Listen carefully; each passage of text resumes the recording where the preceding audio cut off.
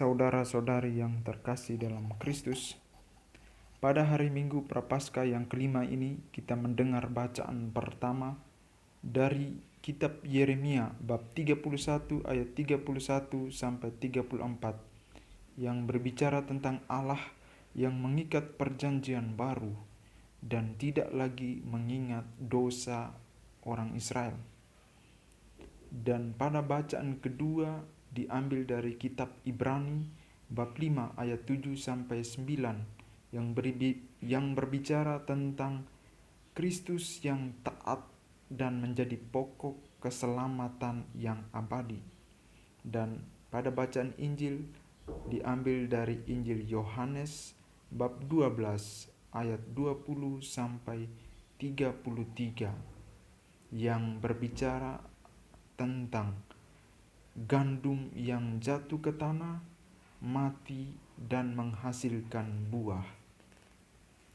Saudara-saudari yang terkasih dalam Kristus, kita mulai dari bacaan pertama. Bacaan pertama berbicara tentang bagaimana Allah berjanji tentang keselamatan itu. Keselamatan dalam perjanjian baru yang dimaksudkan adalah Kristus sendiri.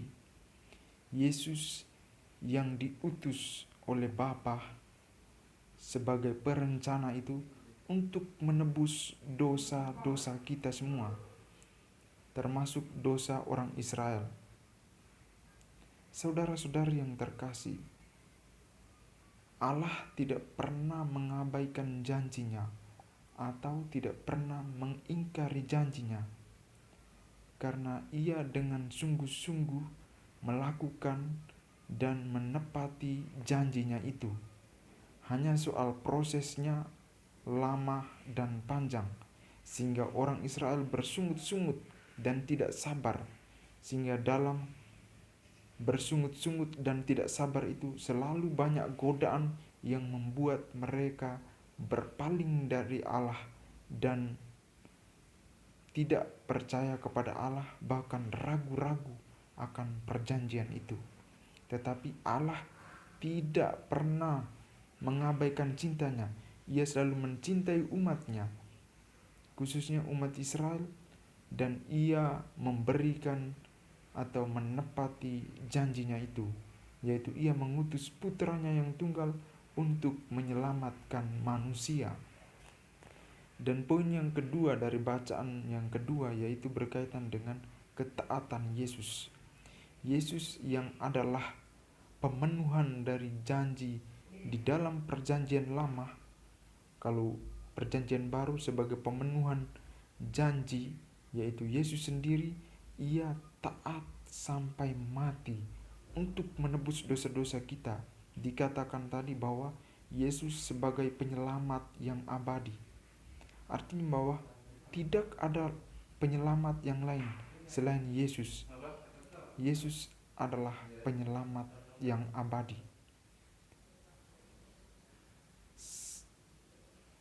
Saudara-saudari yang terkasih dalam Kristus, dan di dalam bacaan Injil kita mendengar bahwa orang Yunani datang mencari Yesus. Apa yang mau hendak dikatakan oleh penginjil pada hari ini? Kita mungkin pernah membaca atau mungkin tahu bagaimana karakter orang Yunani. Orang Yunani pada umumnya kalau mereka mencari kebenaran atau kepastian akan sesuatu atau seseorang, itu diawali dengan rasa kagum. Refleksi pemikiran mereka yang sangat mendalam, rasa kagum akan sesuatu atau seseorang membuat mereka untuk datang dan mencari Yesus. Seperti itulah orang Yunani kagum akan kehidupan atau kepribadian Yesus, sehingga mereka datang dan mencari Yesus. Dan ketika mereka menyampaikan itu kepada orang yang tepat, artinya bahwa mereka mencari Yesus bukan di orang lain atau bukan di luar kebenaran, tetapi tepat orangnya, yaitu orang-orang yang berada di sekitar sumber kebenaran itu, yaitu Filipus dan Andreas. Orang Yunani bertanya kepada Filipus dan juga disampaikan kepada Andreas dan disampaikan kepada Yesus. Dan Yesus saat berjumpa tidak menyampaikan atau tidak bertanya apa-apa kepada orang Yunani, tetapi ia memberi jawaban bahwa anak manusia akan dimuliakan. Dan dia melanjutkan bahwa biji gandum harus ditaburkan di tanah dan mati dan akan menghasilkan buah. Dan pernyataan berikutnya ia mengatakan bahwa barang siapa yang mencintai nyawanya akan kehilangan nyawanya, dan barang siapa tidak mencintai nyawanya akan mempunyai atau memperoleh nyawanya itu dan memperolehnya dalam hidup yang kekal. Saudara-saudari yang terkasih dalam Kristus, sebenarnya Yesus memberi jawaban yang berbeda dari maksud dan tujuan orang Yunani yang datang. Mereka sebenarnya datang dan hendak mau berjumpa dengan Yesus, tetapi Yesus kenapa berkata demikian? Sebetulnya pasti ada maksud di balik itu. Yesus mengatakan itu karena Yesus tahu bahwa dengan kemuliaan, dengan pengorbanannya di kayu salib, ia mau membuktikan bahwa dia adalah benar-benar yang diutus Allah sebagai putra Allah, Yesus Kristus, yang berkorban untuk manusia dan mau menebus dosa manusia. Itu merupakan pemenuhan dari janji Allah yang dikatakan di dalam bacaan pertama, bahwa Yesus benar-benar Allah, benar-benar pemenuhan dari janji Allah itu. Sehingga ia mengatakan bahwa sudah saatnya anak manusia akan dimuliakan. Dan melalui salib itulah ia membuktikan cintanya yang besar, bahwa janji Allah akan perjanjian baru itu, yaitu ia mengutus putranya untuk menyelamatkan dosa manusia, itu sungguh-sungguh nyata dan benar. Itulah yang mau dikatakan kepada orang Yunani. Apa yang mau dikatakan penginjil? Bahwa Yesus benar-benar Allah yang datang untuk menebus dosa manusia. Sehingga ia memberi jawaban seperti itu. Dan saudara-saudari yang terkasih, Yesus mengatakan bahwa anak manusia akan dimuliakan. Mengapa ia mengatakan itu? Karena dengan dimuliakan, peristiwa kebangkitan itu membuka mata semua orang yang mengikuti Yesus bahwa ia sungguh-sungguh Allah. Benar, orang ini adalah anak Allah. Kita pernah mendengar bahwa di bawah kayu salib prajurit mengakui bahwa sungguh orang ini adalah anak Allah atau orang ini adalah putra Allah. Itu mau membuktikan bahwa kepada semua orang bahwa dia ini sungguh-sungguh Allah. Hanya dengan itu, ketika ia berbicara di muka umum, orang tidak percaya. Justru dengan mati di kayu salib itulah orang akan percaya. Dan saudara-saudari yang terkasih, ia mengatakan bahwa ketika ia ditinggikan, ia akan menarik semua orang datang kepadanya.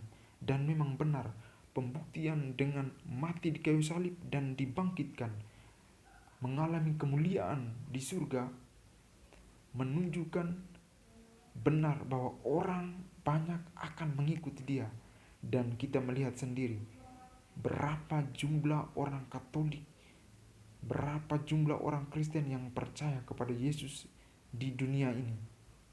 Banyak orang yang percaya kepadanya berkat karena salib dan kebangkitan Kristus. Itulah yang Yesus mau katakan, bahwa mencari kebenaran, kebenaran itu harus dibuktikan. Itu yang dituntut atau yang merupakan keinginan dari orang-orang Yunani tadi. Orang Yunani kalau mencari kebenaran tidak hanya melihat saja, tetapi kebenaran itu harus dibuktikan di depan umum atau publik. Dan itulah yang Yesus buktikan, bahwa ia mencintai umatnya dan ia sungguh-sungguh Allah. Mati, wafat di salib, dan bangkit. Itu sebenarnya jawabannya. Saudara-saudari yang terkasih dalam Kristus, apa yang sebetulnya yang mau kita pelajari dari bacaan-bacaan pada hari ini? Yang pertama adalah, apakah kita mencari Yesus juga di masa prapaskah seperti ini? Kalau kita mencari Yesus, apakah kita mencari Yesus kepada orang yang tepat atau tepat sasaran? Apakah kita mencari Yesus di tempat yang lain? Justru kita datang ke gereja, justru kita membuka Alkitab, justru kita berdoa, justru kita mengikuti kegiatan-kegiatan gereja, membuktikan bahwa kita sungguh-sungguh mencari Yesus. Kalau sebagai orang Katolik di masa Prapaskah ini, rajin-rajinlah membuka kitab suci dan membaca, mencari tahu tentang Kristus, dan kita akan menemukannya. Dan yang kedua, apakah kita tepat janji? Di saat kita dibaptis, kita sudah berjanji bahwa kita percaya kepada Kristus. Tetapi apakah dalam kehidupan kita mempraktekkan janji kita itu? Allah telah mempraktekkan janjinya. Ia harus wafat dan mati serta bangkit. Apakah kita berjanji dengan sakramen pembaptisan itu, janji sakramen pembaptisan yang juga pada Paskah nanti kita akan berjanji pada pembaharuan janji baptis? Apakah kita menghayati perjanjian kita itu dengan Allah, bahwa kita sangat mencintai dan percaya kepada Allah?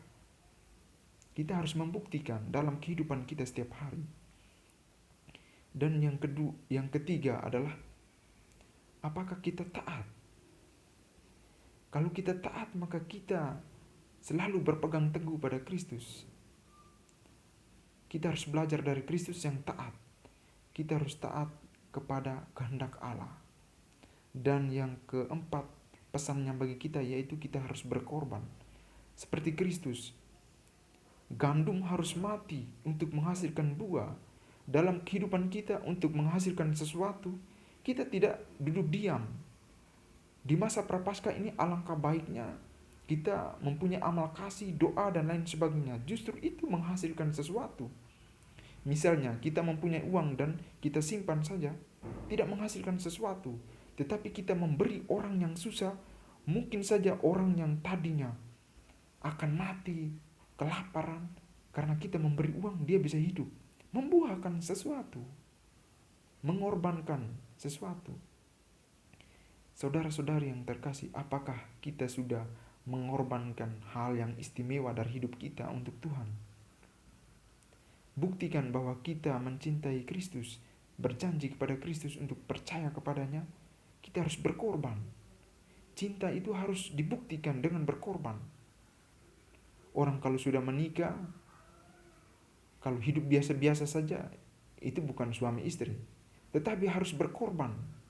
Kalau istri sakit, dia tetap mencintai, menjaga dan lain sebagainya. Kalau anak sakit, tetap melindungi. Kalau hidup susah, berusaha untuk mencari uang, berkorban. Buktinya bahwa orang tidak berkorban, misalnya sudah menikah lalu cerai dan lari karena gara-gara istrinya itu kekurangan dana atau bangkrut dan lain sebagainya. Itu buktinya bahwa orang tidak mau berkorban.